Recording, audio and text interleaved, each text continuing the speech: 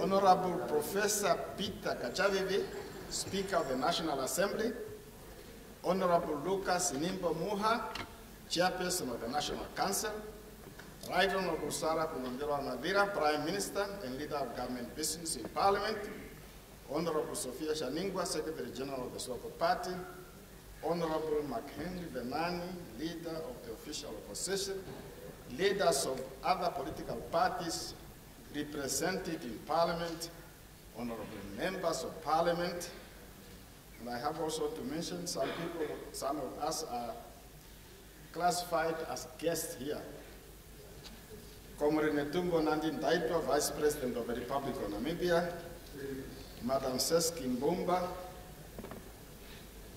they wrote here First Lady of the Republic of Namibia, members of the diplomatic corps, members of the media, good afternoon. Honorable Speaker, Honorable Chairperson, fellow Namibians, I am standing before you today to deliver this State of the Nation address in this most unusual of years. Just over 2 weeks ago, I undertook one of the most agonizing tasks when I had to pay tribute and bid farewell to my dear comrade and brother, the third President of Namibia, His Excellency Dr. Hage Gottfried Geingob, who sadly left us on the 4th of February 2024. President Geingob's burial on the 25th of February 2024 concluded a harrowing stretch of days in which we experienced myriads of emotions. At the same time, while dealing with the passing of our president, I was also overcome by a sense of responsibility. Although my swearing in as the President of the Republic of Namibia came against a backdrop of pain and grief, I was aware that the Namibian nation needed to move forward, and someone would have to lead that way forward. In remembrance and honor of our departed third President of the Republic of Namibia, Honorable Speaker, Honorable Chair, may I call upon the Honorable House to rise and observe a final minute of silence in his honor.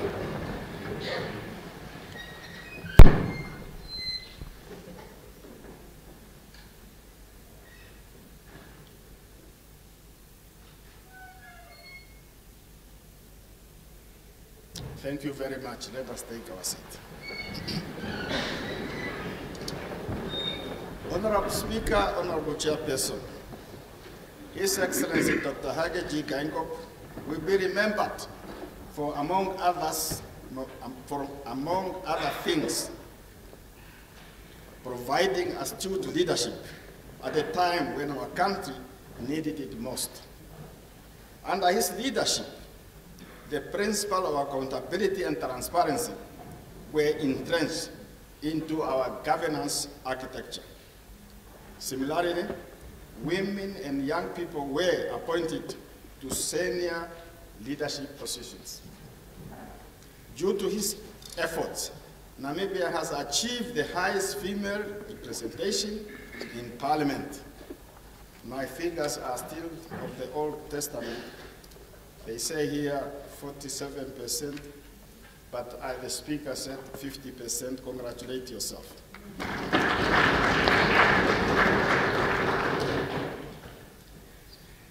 Under difficult economic conditions, President Geingob stretched social safety nets. He prioritized investment promotion on new sectors to propel our country towards Vision 2030. As a consequence, the new frontiers of green hydrogen, green industrialization, as well as oil and gas further set the country firmly on the path of accelerated economic growth and shared prosperity. President Geingob worked hard to maintain peace, stability, and unity, without which development cannot take place. Fellow Namibians, during his inaugural statement of the nation address in 2015, President Geingob emphasized the strength of Namibia's democratic architecture and the stability of the Namibian House. He stretched an analogy between Jesus' parable of the wise and foolish builders in Matthew 7, verse 24 to 27, and the construction of the Namibian House. He concluded by stating, and I quote, "In Namibia, we are not foolish. Wise leaders have built the Namibian House on solid rock," end of quote. Owing to a robust governance architecture, we were able to prevail through a challenging transition after the passing of President Geingob, due in part to those of you seated here today as members of Parliament, who have continued building on the solid foundation established by the founders of the Namibian Constitution. Taking this into consideration, I wish to seize this opportunity to salute my predecessors, His Excellency President Sam Nujoma, His Excellency President Hifikepunye Pohamba, His Excellency President Hage G. Geingob, as well as you, Comrade Speaker, and other historic Namibian leaders. Most importantly, I commend the Namibian people who, for their support, in the face of unexpected sorrow, grief, and challenges. This year, Namibia will hold presidential and National Assembly elections. I appeal to all political parties, their leaders and members, to ensure that the elections are peaceful. Honorable Speaker, Honorable Chairperson, as we begin to pick ourselves up from the despair of the past several weeks, we face an expectant nation. From the old to the young, from every region, town and village, Namibians are looking to their government for economic relief, prospect for job opportunities, and to live in a country that is safe and secure. They hope that the development of oil and gas and the green hydrogen will transform our country into a haven of economic growth, employment, and prosperity. As a result of these promising trends, we expect the announcement of concrete results from the intensive offshore drilling program. Furthermore, several uranium mines will recommence operations. In addition, the construction of 3 green hydrogen projects should be completed. Furthermore, the Walvis Bay container terminal concession should become effective, paving the way for increasing investment and container traffic. Through implementation of the National Development Plans and the Harambee Prosperity Plan 1 and 2, we have ensured that Namibia remains on track even during times of physical consolidation. On effective governance, President Geingob promised to strengthen Namibia's governance architecture by building on the solid foundation bequeathed by his predecessor, namely the founding president once again and the second president. Through effective governance, we promote responsive processes, system, and accountable institutions in the public sector to accelerate the national development plans toward Vision 2030.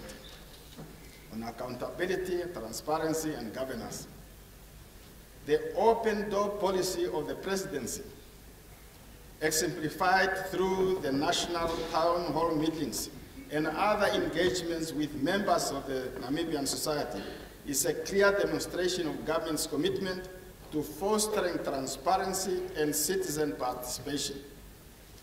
As a government, we remain committed to upholding the fundamental principles of freedoms of expression and freedom of the press. It is why Namibia reclaimed the #1 position on the Press Freedom Index in Africa.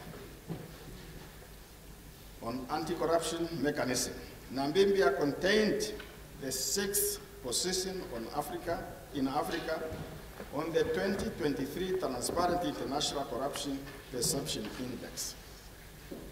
On the 2022 Mo Ibrahim Index of African Governance, Namibia is ranked 8th out of 54 African countries. This speaks to the robustness of our systems, processes, and institutions. We have made significant strides in the rollout of the National Anti-Corruption Strategy and Action Plan 2021 to 2025, with 7 out of 95 actions implemented. The Witness Protection Act of 2017 has been operationalized with the appointment of an acting director and staff for the Witness Protection Unit. To ensure speedy access to justice, 37 community courts have been established by the Ministry of Justice effective from February this year. On service delivery, the rollout of the public performance management system is fostering a culture of citizen-centered service delivery. In an effort to harness efficiency, e-services were rolled out in 14 offices, ministries, and agencies during the reporting period. Fully implemented systems include Commodity Beneficiary Management Information System, Integrated Assistance System, Border Influx Control System, and the Declaration of Interest System. These advancements signify a commitment to the digital transformation and efficiency in public sector. The e-governance procurement strategy is intended to improve transparency and accountability in the public procurement system. In an effort to modernize operations, the Namibian Police Force successfully implemented the automated biometric identification system and advanced video surveillance, CCTV. Likewise, considerable progress has been achieved in the expansion of public e-health services. In this regard, network infrastructure has been successfully installed in 35 hospitals and 23 health centers. On decentralization, in our service to bring government closer to the people, the transfer of decision-making and activity implementation powers and responsibility were approved by Cabinet and transferred by delegation from 5 ministries to regional councils. On legislation, government prioritized the tabling in Parliament of 7 enabling policies and laws, namely the Namibia Equity Economic Empowerment Bill, Access to Information Bill, Land Reform Bill, Namibia Investment Promotion and Facilitation Bill, the Namibian Informal Economy and Entrepreneurship Policy and Attendant Bill, Cybercrime Bill, and the Data Protection Bill. It is my hope and expectation that these important bills will be promulgated before the end of this year. On security and the rule of law, the strengthened police capacity To strengthen police capacity, NAMPO recruited 1,119 cadet constables this last financial year. Plans are also underway to recruit an additional 1,700 cadet constables during the financial year 2024-2025. Additionally, 6 new police stations were constructed at Itareni in Wolfers Bay, Erongo region, Ongumbula in Oshikoto region, Kurenkuru and Namasira, Kavango West region, Kamenga, Zambezi region, and Omatako, Ochodonjupa region. Government will continue to maintain a zero-tolerance stance against perpetrators of gender-based violence and violence against children. Let me strongly emphasize the need for visible police patrols, anti-crime operations, and greater police presence on the ground, most particularly in the crime hotspots in and around our cities and towns. Furthermore, let me encourage the public to play an active role by holding hands with the law enforcement agencies in ensuring that our Namibia House is crime-free. Fellow Namibians, in an effort to ease the movement of people across the region, the Ministry of Home Affairs, Immigration and Safety and Security introduced the issuance of visa on arrival at several entry points, with the latest addition being Katima Muliro, Imparila Island, and Goma border post. Furthermore, the Trans-Kalahari and Katima Muliro border posts are now operating on a 24-hour basis. This has improved trade across the borders, as well as movement of persons, with a resultant reduction in congestions at the 2 border posts. On economic advancement, over the past year, we have witnessed significant progress in the area of physical discipline, the unlocking of new economic opportunities, and the crafting of progressive policies that will anchor Namibia's regional and international competitiveness. On financial strategy, in recognition of the important role that SMEs play in creating employment and spreading economic benefits wider, government has continued investing in the SMEs financing strategy, which received $40 million Namibia at the end of October last year, and this is provided through the First National Bank and Standard Bank under the Credit Guarantee Scheme.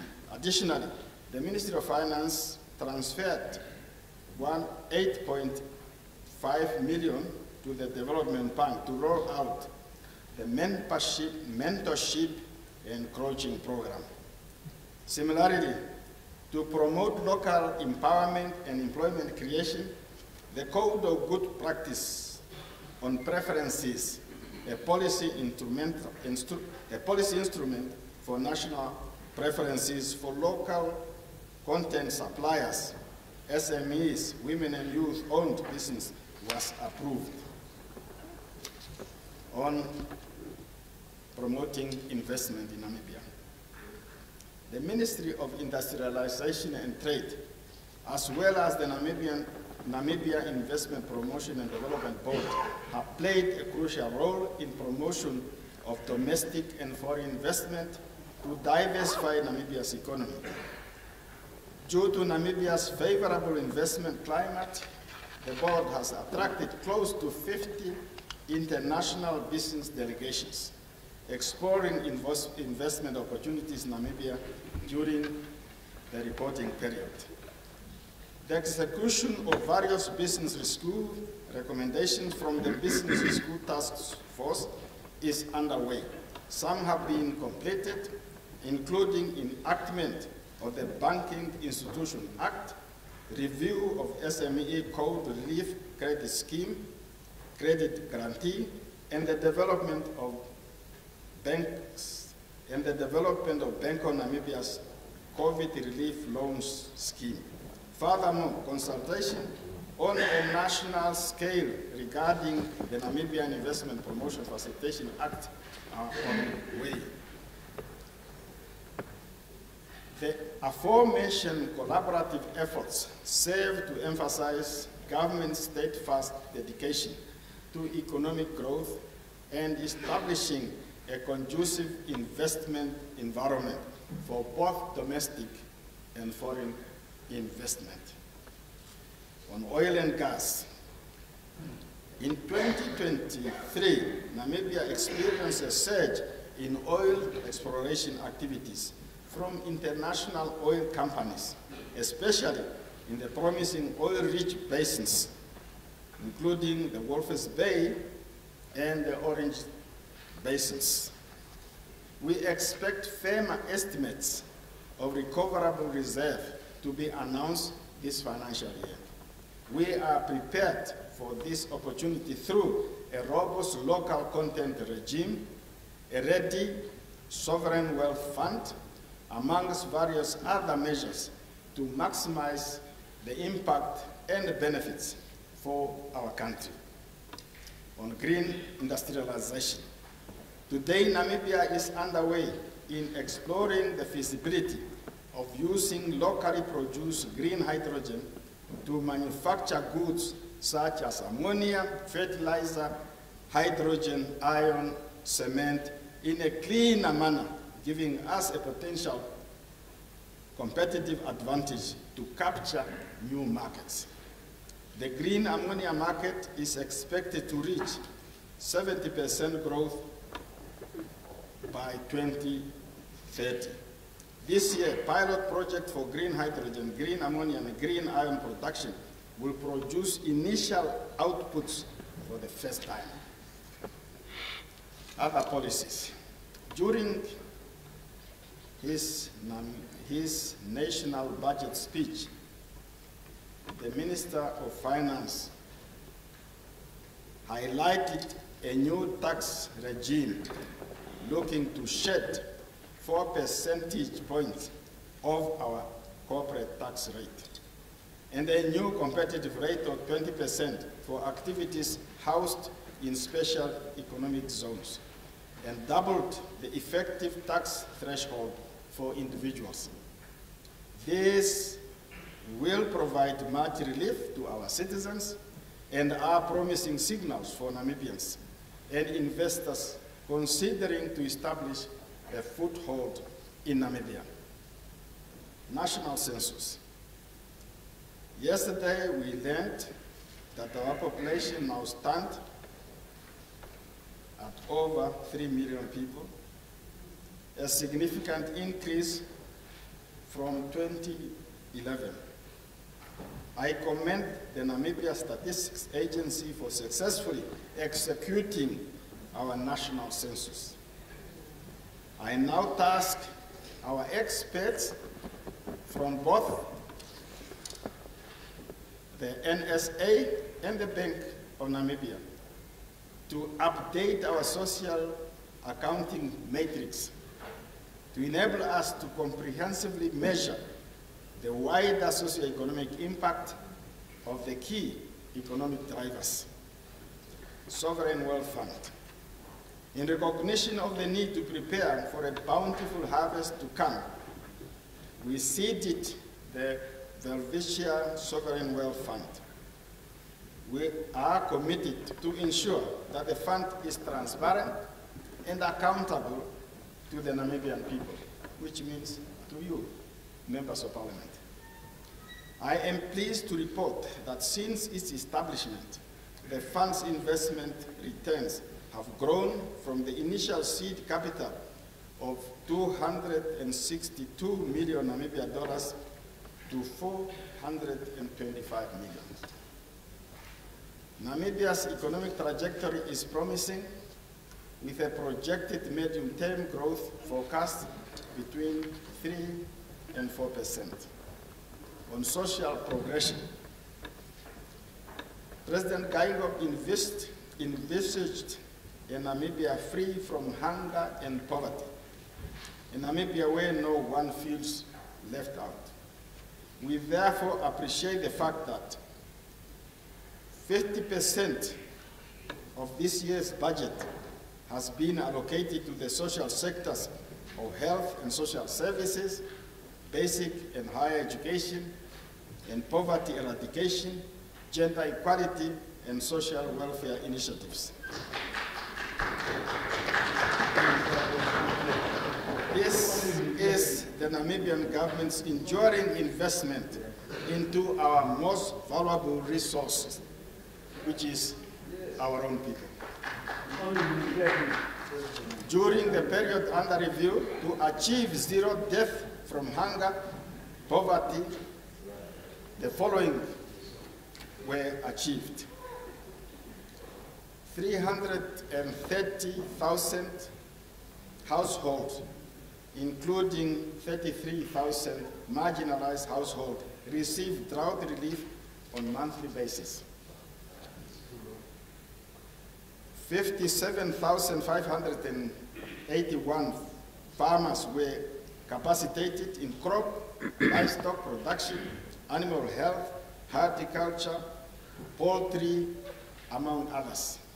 In addition, 354 tractors and other equipment were employed to farmers countrywide through the Namibia Agricultural Mechanization and Seed Implementation Program. Government resolved to reignite productivity in green schemes by outsourcing their operations through competitive leasing. Of the 4 green schemes placed on the market, the Uvungu Dairy Project and the Orange River Irrigation Project have been awarded to potential investors. With regards to land, more than 2/3 of Namibians live in communal areas. The introduction of land registration in community areas for tenure security for people holding land rights in those areas is one way to improve the lives of the rural people. Implementation of the revised resettlement policy of 2023 is progressing well. Regional consultation on the draft resettlement criteria have been completed, and a total of 18 beneficiaries have been resettled in Ochodonjupa, Kunene, Karas, Hardap, and Maheke regions during the reporting period. In the fishery sector, the promotion of Namibianization is progressing well. To date, 90% of the fishing rights are owned by Namibians, and the sector employs over 18,000 employees, and all of them Namibians, those ones. Government has successfully implemented the employment redressing program, which employ 2,367 people. This is a sustainable job opportunity initiative addressing the challenges of joblessness experienced by former fishermen since 2015. With regard to job creation, to secure livelihoods, government facilitated the placement of 1,350 job seekers in different sectors under the Namibian Integrated Employment Information System. On social grants, to contribute to social and economic upliftment of the most vulnerable members of our society, the government successfully converted the food bank program into cash transfer in April 2022. The conditional basic income grant is now being rolled out to existing food bank beneficiaries, covering 8,907 households, or 37,519 beneficiaries, at the cost of Namibia dollars 81.3 million per annum. Furthermore, government has allocated 3.4 billion towards social safety nets this financial year. The old age social grants and the disability grant have been further increased from 1,400 to 1,600. An announcement and an amount of over 874 million was paid to veterans of the liberation struggle as a subvention and for their project. In 2023, the school feeding program reached 460,860 learners across 1,514 schools countrywide. President Gango took the historic decision in urban land and affordable housing. To this end, the following progress is noted. 26 newly proclaimed towns have been achieved. 3,103 new plots were fully serviced in various parts of the country, bringing the total number of serviced plots during this period to 6,024. And an additional 4,791 partially serviced plots are being serviced in partnership between government, Shack Dwellers Federation, and the private sector. 2,073 housing units constructed at the cost of 97 million Namibian dollars have been completed in partnership with Shack Dwellers and other stakeholders. The new National Housing and Implementation Strategy was approved by Cabinet in November last year. Government provided a grant of 10 million to the Shack Dwellers Federation for land servicing and housing, and an additional grant of 17 million towards the Federation's informal settlement upgrading program. Housing. Government has concluded a new agreement for the 319 of the 505 uncompleted houses at Swakopmund, enabling resumption of work and completion of 200 houses by December last year. Government, through the community-led total sanitation program, completed about 591 ventilated toilets for the household in various rural areas. Improved access to health care. Namibia has been recognized by the World Health Organization for being the first country in the world to complete a global review and meet the criteria for the path to elimination of hepatitis B virus. In March last year, our country was recognized by PEPFAR for the progress made towards ending AIDS as a public health threat by 2030. Similarly, in February this year, our country again received 2 awards from the World Health Organization on progress made to eliminate mother-to-child transmission of hepatitis B virus, and also on elimination of mother-to-child transmission of HIV. Government completed renovations of the renal dialysis units at the Windhoek Central Hospital and the Monanjokwe Intermediate Hospital. The Line Ministry is increasing renal dialysis treatment capacity at several state hospitals. The construction of a new Windhoek District Hospital is envisaged to reduce referrals to Katutura Intermediate Hospital. To this end, the hospital site has been allocated and consultant appointed to conduct a feasibility study for the district hospital. On expanding educational infrastructure. To enhance the quality of education, Cabinet in 2022 adopted the Transforming Education Strategy and Implementation Plan for the next 7 years. During the period under review, the following gains were made. During 2023, 510 classrooms and 70 ablution facilities were constructed countrywide.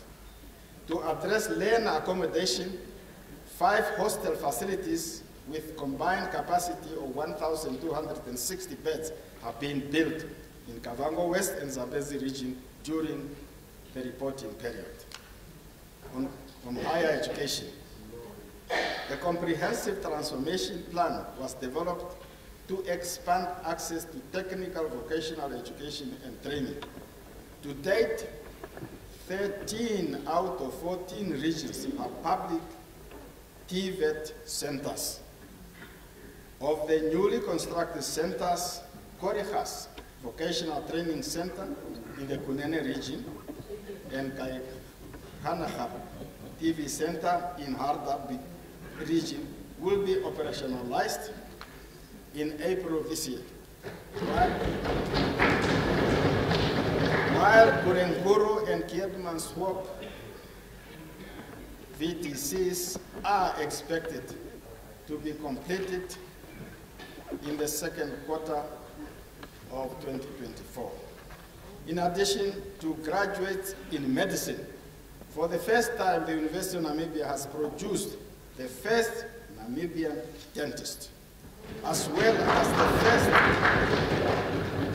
as the first group of postgraduates in neonatal care during the period under review. Construction has commenced for the Center of Excellence for Cancer Imaging at Hage Geingob campus of the University of Namibia. Let us come now to the favorite topic of every boy and every girl, sports. Namibia is a small nation in terms of number of people. However, we have punched above our weight, as demonstrated through recent exploits. The National Paralympic team participated in the Paris 2023 World Para-Athletics Championship and returned with 3 silver medals, while the Brave Warriors qualified for the 2023 Africa Cup of Nations. For the first time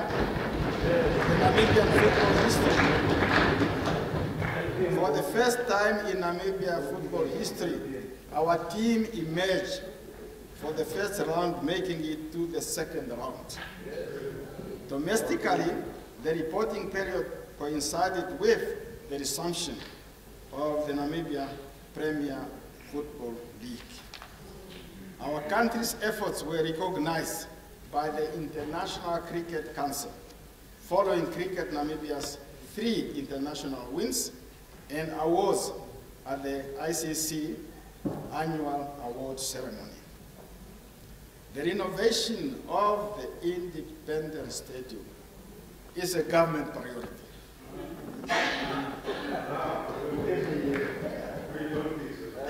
The appointment of multidisciplinary consultant is expected to conclude during the first quarter of this year.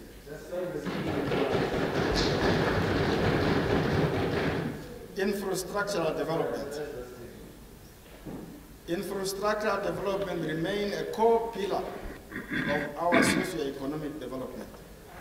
We therefore have to be strategic in making investments that enable us to connect Namibia to the region and to the world markets in order to achieve our true economic potential.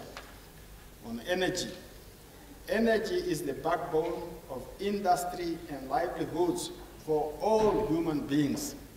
Substantial progress was made in enhancing our energy infrastructure through the electrification of 365 rural households, 2,515 peri-urban households in this reporting period. Additionally, 33 schools have been electrified and linked to the national grid. under the electrification program. Moreover, the ANIHAS 2 power project at Walvis Bay is 85% complete, and its additional 50 megawatts will contribute to energy supply security from June this year. The development of the 40 megawatts Ochikoto biomass power project is progressing well, and the engineering and construction contractors have been selected. On water, I think on water I did that.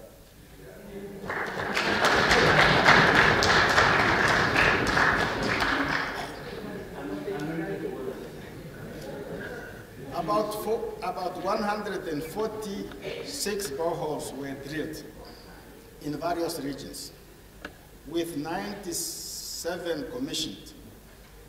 In addition, 51 boreholes and 45 water supply points rehabilitated to enhance the availability of water in some remote rural areas. 310,000 liters of water were supplied to those rural communities. Increasing uranium prices and the burgeoning green hydrogen sector foreshadow a sharp increase in the demand for water in the Erongo and Karas regions. It is critical that we accelerate our plans to build desalinated water facilities in our coastal regions to support industrializing development. On port and other facilities, the green hydrogen and oil and gas subsectors will lead to increased economic activities in the ports in exports via Walvis Bay and Lutherans. This in turn will require NAMPORT to increase the handling capacity of its equipment. Government has availed $2.5 billion Namibia dollars in this financial year towards railway infrastructure. This is for the Kransberg Warongo railway section and for the rehabilitation of the Sant Verhaal Boekholsbroem railway section in the south. On roads, fellow Namibians, I list below a comprehensive number of developments in the road sector. 23 kilometers of Windhoek to Okahanja dual carriageway road were completed, generating 375 jobs. Progress had been made with the Butumen, Kobabis, Aminius, Aranos, and the Swakopmund Hentis Uis Korihas Road. 56 kilometers of gravel roads were completed. 93.7 kilometers of pre-existing roads were rehabilitated, and 180.9 kilometers of existing gravel road network was re-gravelled. Now on international affairs. And when you get to international affairs, you can see we are moving somewhere. Honorable Speaker, Honorable Chairperson, over the past 9 years of the Harambee Prosperity 1 and 2, Namibia has continued to pursue an active policy on international relations and cooperation, consistent with the diplomacy of a small but principled state. The policies that we follow in our international relations are a response to the world that is becoming increasingly complex, with multifaceted challenges that have the potential to affect our stability, our peace, our development, and prosperity. Multilateralism, which is the bedrock for a peaceful and stable rule-based world order, is under serious threat. The resurgence of major conflicts and tensions across the globe are affecting supply chains, commodity prices, and impacting on economic growth. Transnational crimes, drug trafficking, cybercrime present a real danger for the stability of our economy and our country. Climate change is adversely impacting Namibia in its proportionate manner, with recurrent droughts and sometimes floods, forcing the hands of government to change development priorities. Artificial intelligence, the Internet of Things, present both opportunities and threats. The government of the Republic of Namibia, under the capable leadership of our late President and Chief Diplomat, His Excellency Dr. Hage G. Geingob,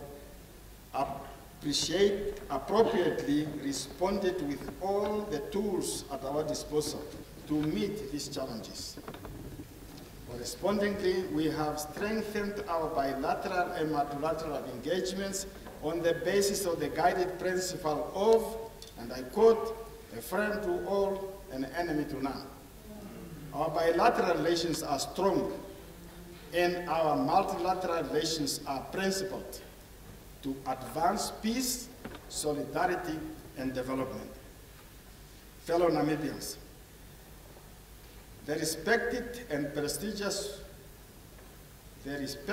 prestige we enjoyed as a country and the administration for our late President, Dr. Hage G. Geingob, were demonstrated in the outpouring of grief and record high attendance of world leaders as the state funeral of President Geingob.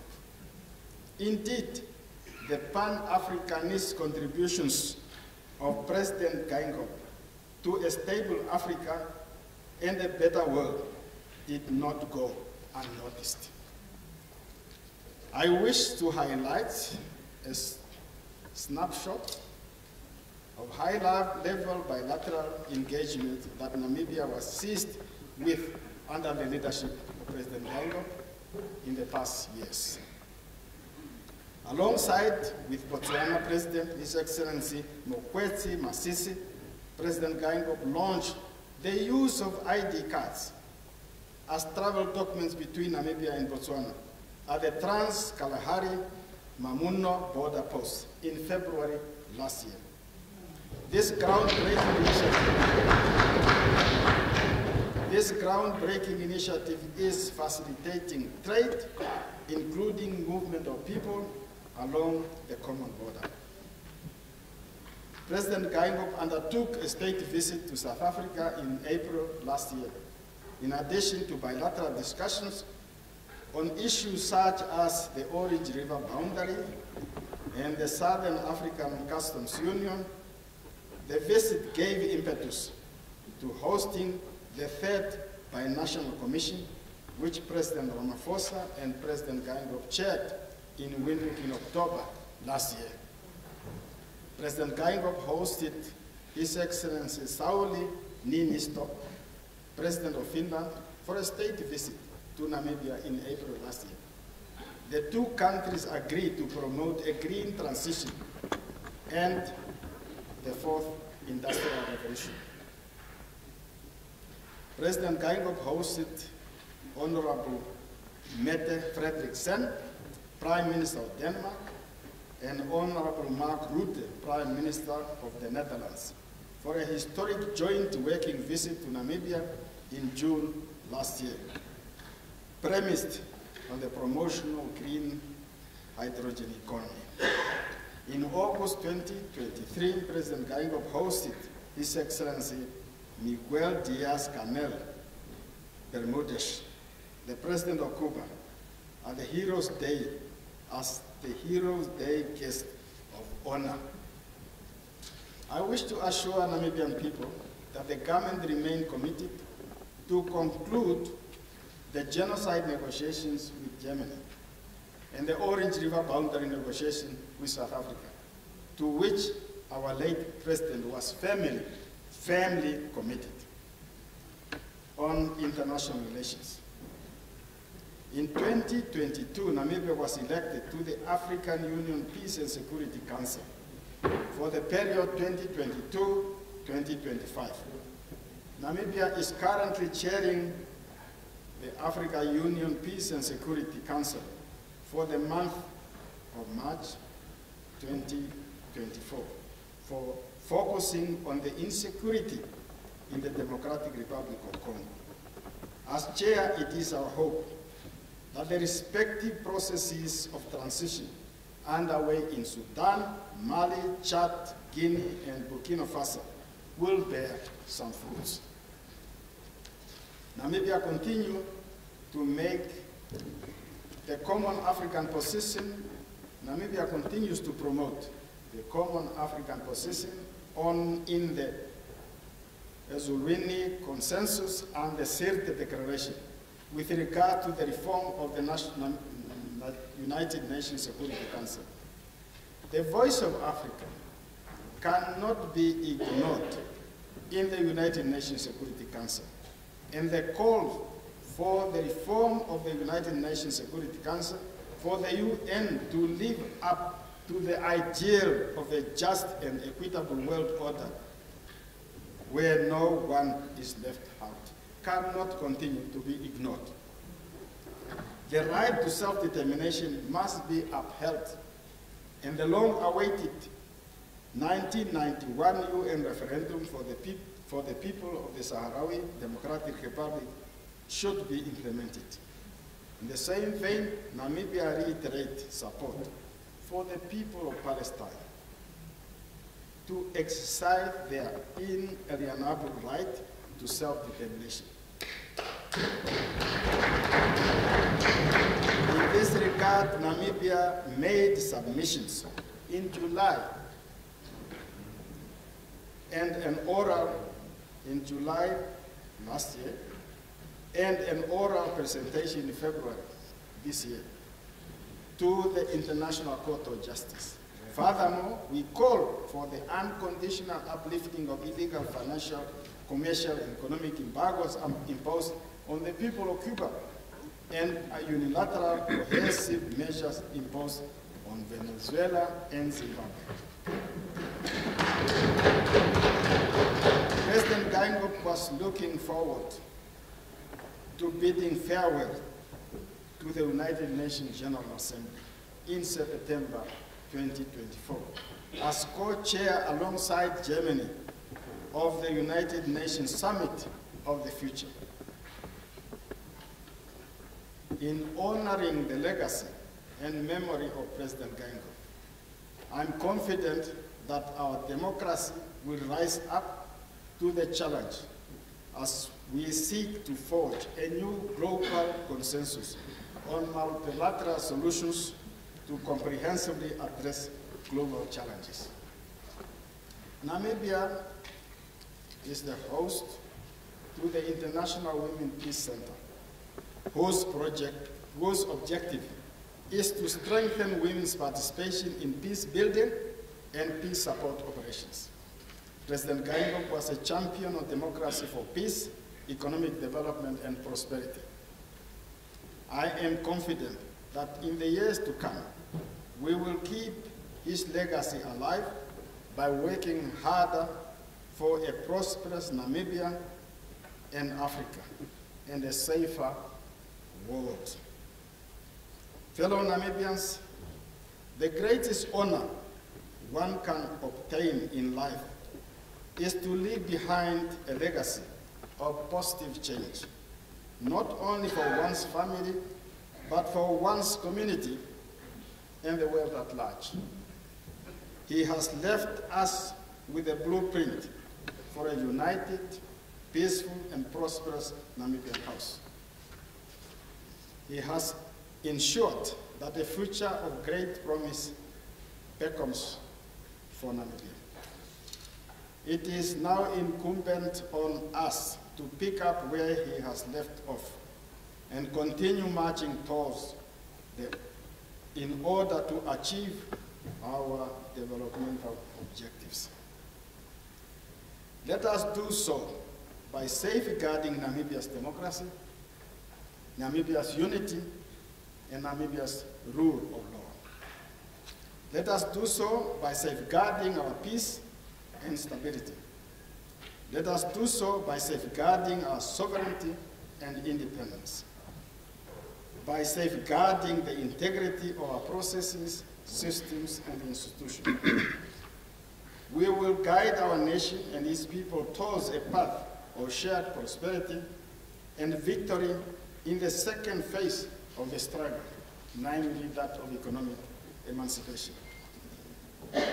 In so doing, we will do justice to the legacy of Namibia's historic triumvirate, the President Sam Nujoma, President Hifikepunye Pohamba, and the late President Hage Geingob. May God bless the Republic of Namibia. May God bless Africa. May God give the world peace. I thank you.